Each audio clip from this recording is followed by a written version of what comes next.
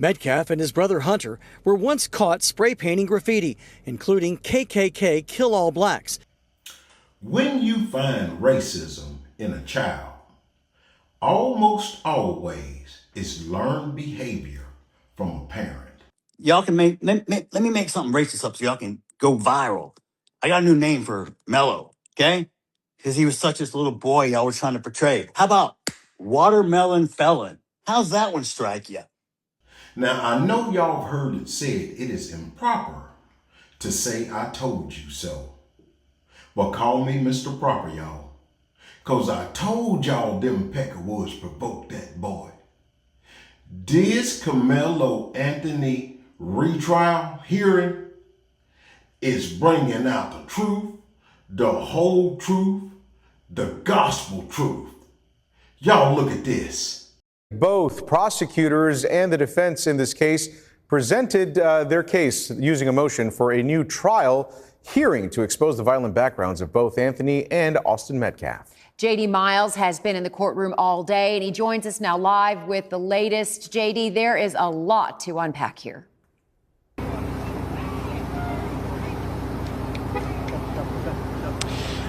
There was a private off-the-record agreement between attorneys for Karmelo Anthony and prosecutors to keep the sordid backgrounds of the killer and the victim out of the ear of the jury and the public, to focus solely on the murder trial and what happened under that tent at the Frisco High School track meet last year. But now there's in this motion for a new trial, the background reports are being released, and the defense is going first, releasing 20 pages now of Austin Metcalf's behavioral history.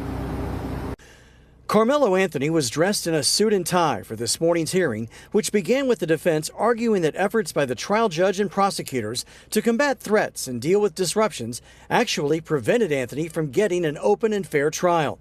But bombshell testimony came this afternoon from Anthony's trial attorney, Mike Howard, about Austin Metcalf's background report that was never presented to the jury. CBS News Texas has also learned new details about Austin Metcalf's background. Metcalf and his brother Hunter were once caught spray painting graffiti, including KKK Kill All Blacks and Heil Hitler, along with the N-word, and were sentenced to 12 months of juvenile probation. Records reveal they reportedly told authorities, "We did some dumb stuff. We did some vandalism." There are several documented instances of Austin using racial slurs in school, and in 2023, Austin was accused of bullying a black student in class. In 2018, while still in elementary school, Austin and his brother were accused of bullying and assaulting a female, which led to his arrest. During an argument in 2024 with another female student, Austin allegedly knocked her to the ground and punched her in the stomach. He was also kicked out of a football game and texted someone later, "I was about to beat the expletive out of those kids."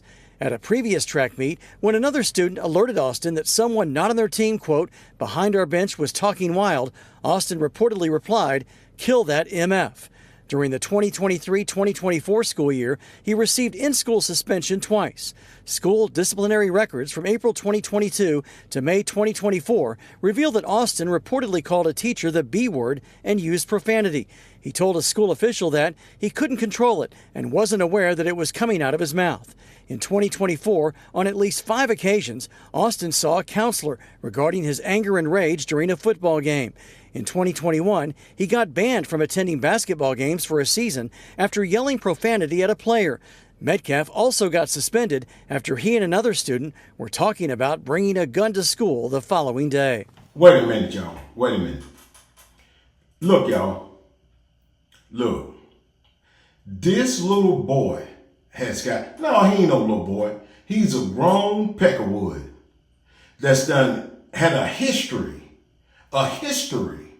of misbehavior, a history of racism. You all see that not only does he have negative behavior towards students, but also staff members. See, why ain't this stuff come out in the trial? This lets you know that little boy was railroaded, just like I've been saying all along, y'all. But let's look on even further. And on the morning of stabbing, Anthony sent out a text saying that he was, quote, low-key on the verge and that his girlfriend went to their school principal to complain that he had been stalking her because she broke up with him. They saying that Anthony was low-key on the verge.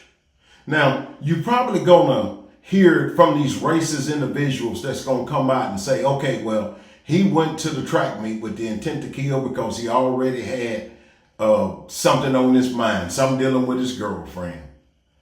But how do we not know that low-key on the verge wasn't due to the bullying? You see, that's a factor. But we already know that a lot of the things that should have been said in the trial apparently was not said, or they overlooked them. Come down in the comment section and tell me what you all think.